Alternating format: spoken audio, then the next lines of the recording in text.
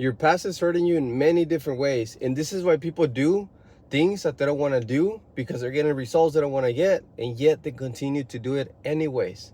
And this is because the past have conditioned them to do, to think and feel in a certain way. And I'm sure sometimes you feel like you don't want to do certain things, or you don't want to act in a certain way, but yet you do it anyways. You don't want to think those thoughts, and yet you keep thinking them. And it's because when we were little, our past, right, it conditioned us to think, feel, and act in a certain way. Now, it's hard to let go of the past, because the past is what defines us, is the identity that we have of who we are, or who you think you are. So if you let go of the thing that you think you've been, then who are you now? And so it can be very scary to let go of the past, because that's all you know. And what you know is what makes you.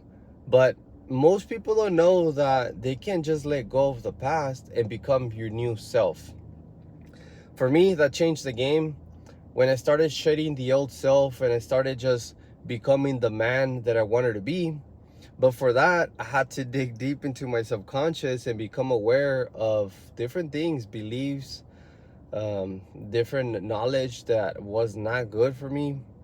And so the first thing is, you have to realize that everything that you do is because you've seen it somewhere. So sometimes you act in a certain way because your childhood, you saw certain things, or it was so emotionally impacted that it changed your life forever. So if you reflect on certain things that you like or that you don't like, you're gonna come into the conclusion that it came from somewhere. And so a lot of times you project out to people and you feel bad, and so you lash out, you give them shit. Like, you have to realize, why did I get upset? Why did that simple thing get me upset? And it's because you probably experienced something in the past that you didn't like before, and now that's how you see the world. But this is the thing: if you don't change the past, you can never have a future, because all you have is now. And the now, you can create the new. But a lot of people, the now, the only thing that you have, they keep thinking of the past, so they're stuck in reverse. So you have to ask yourself, do I want to be stuck in reverse? And it's very important, because most people are still thinking about high school shit. They're still thinking about their, years ago, how they used to be. And that is part of your past. That is gone. It passed already. But most people are stuck thinking that they're still that individual. And the good thing about becoming aware is that once your awareness expands, you can't contract. Once you know, you can't not know anymore. And this is the beauty about working on yourself, working on your subconscious mind, working on the deeper meaning of life. Why am I here in this world for? What am I supposed to do? Who am I supposed to help? Because I love to share mindset. I love to share awareness. I love to share, like, personal development. But I understand that I'm just a conduit. I understand that I'm not Jose. I'm just borrowing this body. I'm borrowing this name for right now. And at some point, I'm gonna part ways. At some point, I'm gonna pass away. But right now, I'm just a conduit which gives light to those that need it. So everything that has been working for me, that I've learned, I love to share, because it gets me thinking, well, if it helped me, then it might help some other people, right?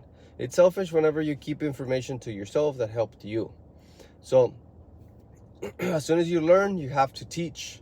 And that's how you become a new self. You learn new things to become a new person, a new individual with new habits, with new awareness, with new skills. Every day, you're either dying or you're growing. You cannot stay the same. If you stay the same, you're dying. Most people think they can stay the same, but at some point they dig such a deep hole, because change is so subtle. It's like when you go to the gym.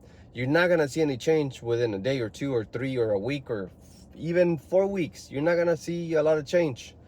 But what happens over time is that you start seeing the compound effect take place.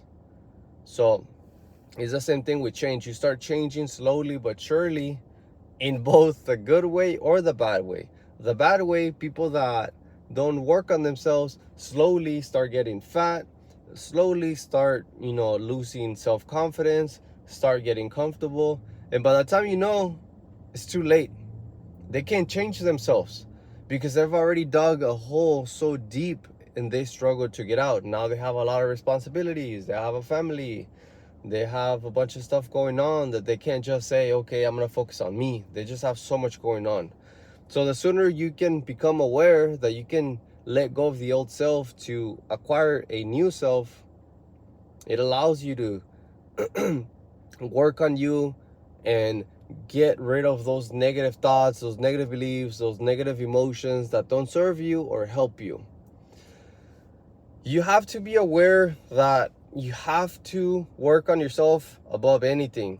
Like, most people don't understand that they try and control the business, they could try and control their people, they try and control the market, they try and control their family, their partner, but all that you have full control over is yourself. There's nothing else that you can control more than yourself.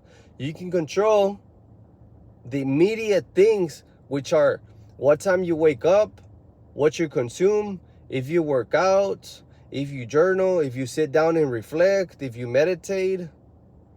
Those are the things that are within your control.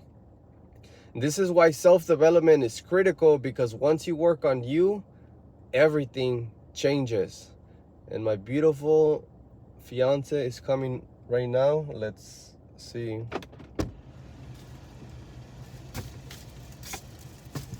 Here she is.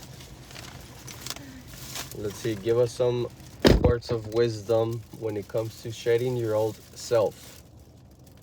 I don't know. I'm still trying to do that myself. Just not identifying with old thoughts, challenging your old beliefs. Like, if you think something that's negative, think like, why maybe you're thinking that, instead of just like automatically like identifying with it. And the less you identify with your old emotions, the less you'll identify with your old self. Boom.